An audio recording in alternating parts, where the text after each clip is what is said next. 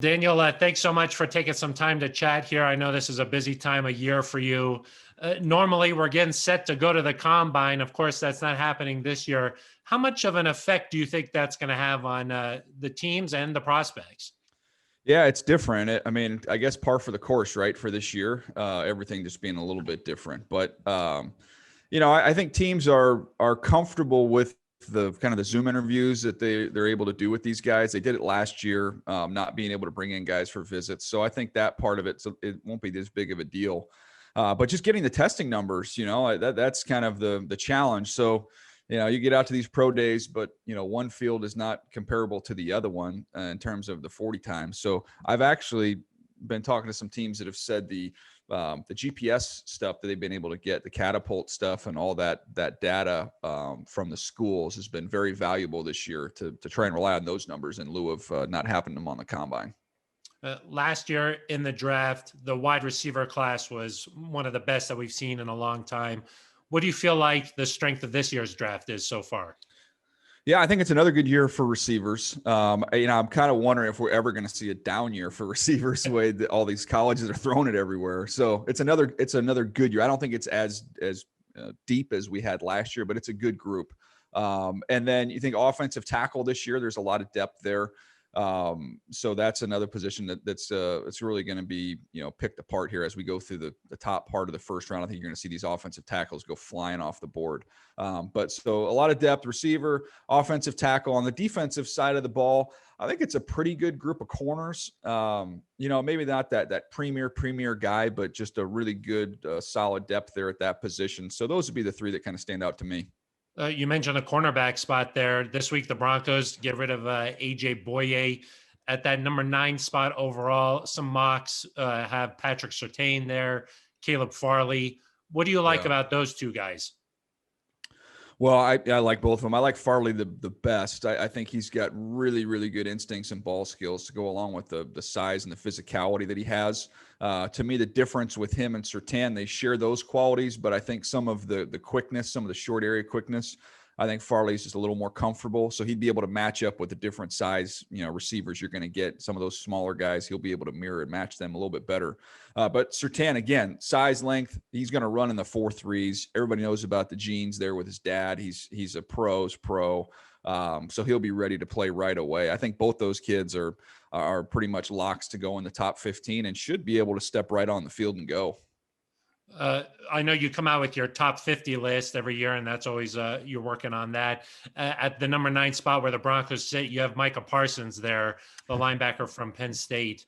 After seeing what guys like Devin White, Levante David did in the Super Bowl, what do you like about Parsons? Well, you start with the ability to run, right? You saw that in the Super Bowl. If you can't run at linebacker, it's going to be hard for you right now. It's at a premium. So he can really, really run. He's big. I mean, he's 240 pounds. He's 6'3", whatever he is. And he's got big time range because of his speed. He can really cover, and you see him cover. You're not just, projecting, oh, he's a good athlete, he'll be able to cover it. Penn State had him covering tight ends. He did it very, very well. He's a great blitzer, both inside and outside off the edge.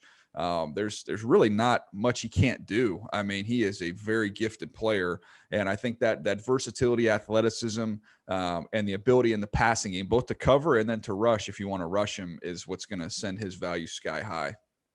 You think that it would make sense as high as number 9 for a guy like Parsons?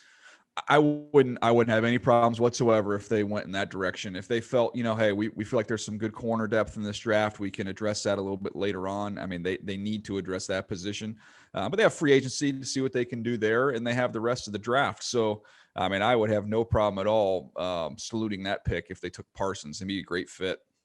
On Friday, we know that Trevor Lawrence is expected to do his only on-field workout for teams. Obviously, he's the number 1 guy, but some people are talking maybe the Broncos might be interested in a quarterback. After Lawrence, who do you think is that next guy? Yeah, for me, it's Zach Wilson from BYU. I think he's just a really gifted thrower, natural, everything he does, on platform, off platform, different arm angles. He's just really a natural thrower. So he'd be number 2 for me. And then you get into the interesting guys really with Trey Lance and Justin Fields, where I think tremendous upside for both guys. And Justin Fields with his speed and athleticism to go along with what he can do as a thrower is very intriguing. They're not totally clean prospects. They've got some things they need to work through. Trey Lance obviously doesn't have the experience. Is only a 1-year starter, only one game this year. Justin Fields just, he had a little bit of a rough patch during the season before he really lit up that playoff game against Clemson. So you've got to kind of comb through that and get comfortable with that. And to me, know that this is not a pick for year one. This is a pick for year 2 and 3 down the road.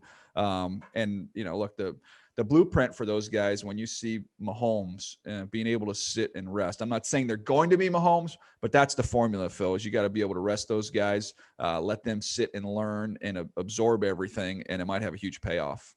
It's crazy to think that Mahomes was the 10th pick overall, or like Deshaun Watson was the 12th guy. I mean, with the Broncos sitting at 9, it feels like maybe some of those top guys are already going to be gone, but you never know, huh?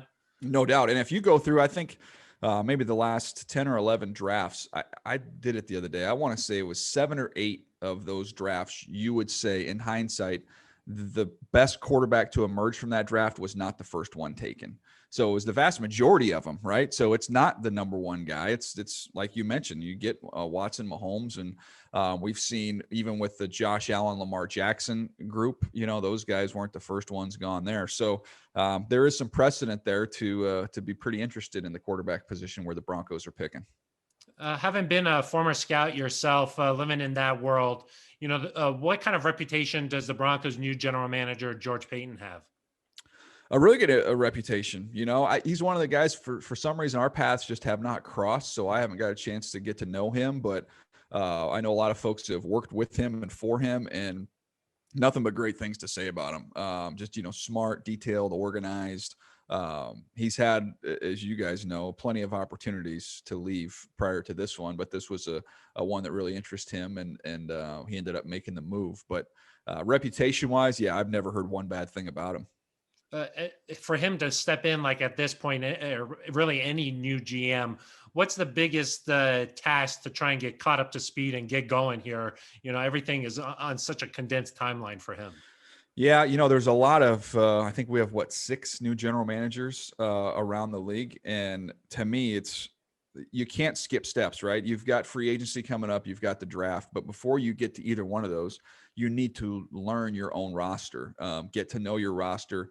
You have your coaching staff to be able to understand what they look for, what they need in terms of how players fit in their system. So before you can kind of go out and study everything else, you need to do an audit and really study what you have there in the building. So that to me is the challenge on a time crunch, is to be, getting ready for free agency. But man, you've got to start with doing your homework on your own group.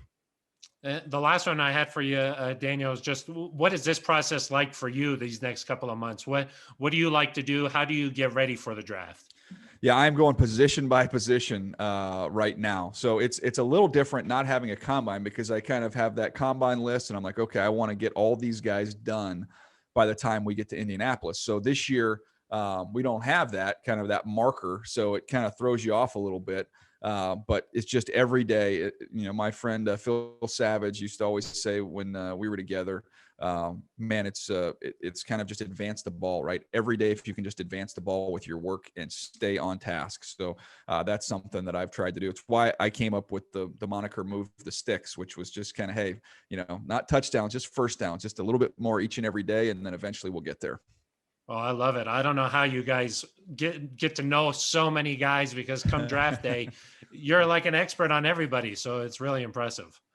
Well, it's something I love doing. So it's not like I'm sitting here having to do manual labor. I'm just watching pass rushers today. So it's not that bad. All right, Daniel. Well, we appreciate your insight and thanks for your time. I appreciate you. Have a good one.